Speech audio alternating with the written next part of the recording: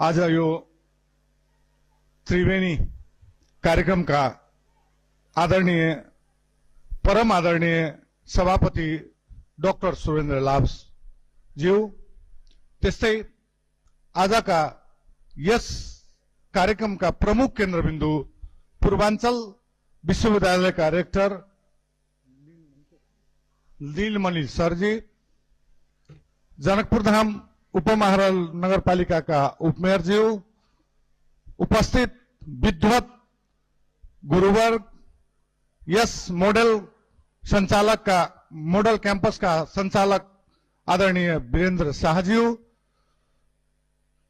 उपस्थित पत्रकार साथीहरू, विद्वत गुरुवर्ग, समाजसेवी र प्यारा विद्यार्थी भाइ बहिनीमा हार्दिक जय नेपालको अभिवादन टक्राउन चाहन्छु। आज हामी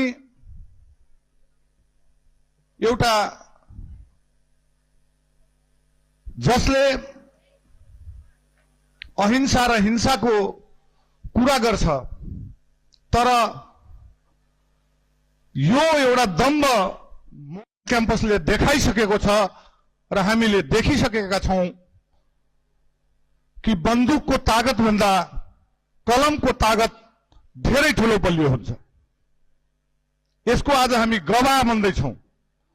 आज यो कलमले एउटा सामान्य परिवारका व्यक्तित्वलाई यो जनकपुर धामको शिक्षा क्षेत्रको सुविधा सम्पन्न कलेज स्थापना गर्नमा ठूलो सहयोग पुर्याएको छ। जनकपुर धाम मध्य प्रदेशको राजधानी हो। यस राजधानीमा यस्ता सुविधा सम्पन्न कलेज, स्वास्थ्य इत्यादिका प्लेटफर्महरू हामीले पाउनुपर्छ। राजधानी भनेर मात्रै हुँदैन साथीहरू, हामी जहाँ छौं त्यहाँ आँट गरेर अगाडि बढ्ने व्यक्तित्वको खाँचो छ। यस पुस्तकमा हाम्रा आदरणीय साथी सुजितजीले जुन चाहिँ शब्द रूपी वीरेन्द्र सरको कहानी लेख्नु भएछ, एउटा सानो अहिले भर्खर हामीले यो पुस्तक पाएका छौं। यसमा उल्लेख गरेको छ कि आदरणीय हाम्रो वीरेन्द्र सरको श्रीमतीको अपरेसन हुन्छ। अपरेसन गर्नको लागि उहाँलाई डाक्टर आरएन झासँग एपोइन्टमेन्ट लिन्छ र अपरेसन गर्ने अवस्था आउँछ। अपरेसन गर्नलाई डाक्टर आरएन झाले 2100 रुपैयाँ डिमान्ड गर्नुहुन्छ कि अपरेसन गर्नलाई 2100 रुपैयाँको आवश्यकता छ, तर वीरेन्द्र सर कहाँ त्यतिखेर मात्र 1100 रुपैयाँ रहन्छ। त्यो कस्तो छन्थ्यो होला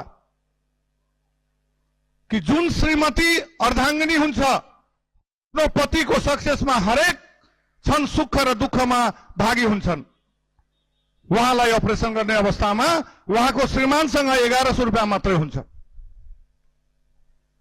अर्का कलमका पावर सम्झिने आदरणीय व्यक्तित्व मनोज शाह सायद यहाँ हुनुहुन्छ कि उहाँको दाइ आउनु भएको छ। उहाँले उहाँलाई त्यो अपुग भएको पैसा 1100 देखि माथिको पैसा उहाँ दिनुहुन्छ र त्यो दिन उहाँको अपरेसन हुन्छ।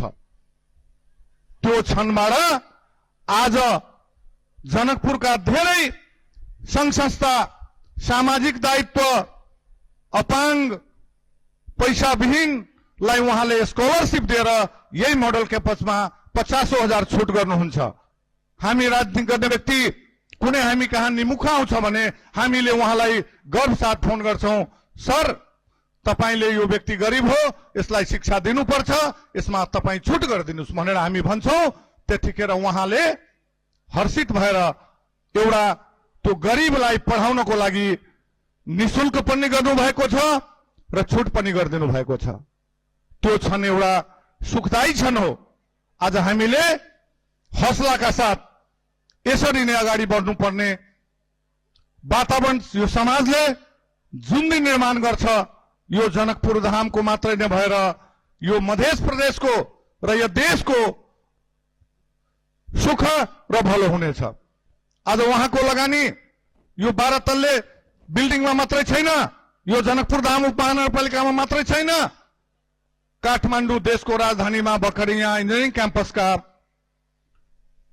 सञ्चालकज्यू, उहाँका डाइरेक्टरज्यू हुनुहुन्छ, उहाँले काठमाडौँमा पनि सेवा राख्नु भएको छ। उहाँको उद्देश्य यो प्रदेश मात्रै होइन, देशलाई सेवा गर्ने नेक उद्देश्यको साथ अगाडि बढ्नु भएको छ।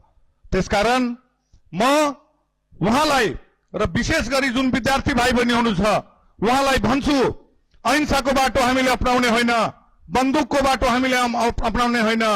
यो बन्दुकले बनेको मोडल क्याम्पस होइन, यो कलमले बनेको हो। त्यसकारण तपाईँ आफ्ना यस कलेजका गुरुवर्गहरूसँग सम्पर्क गरी राम्रोसँग अध्ययन गर्नुहोस् र यस्तै वीरेन्द्र तपाईहरू पनि बन्नुहोस्।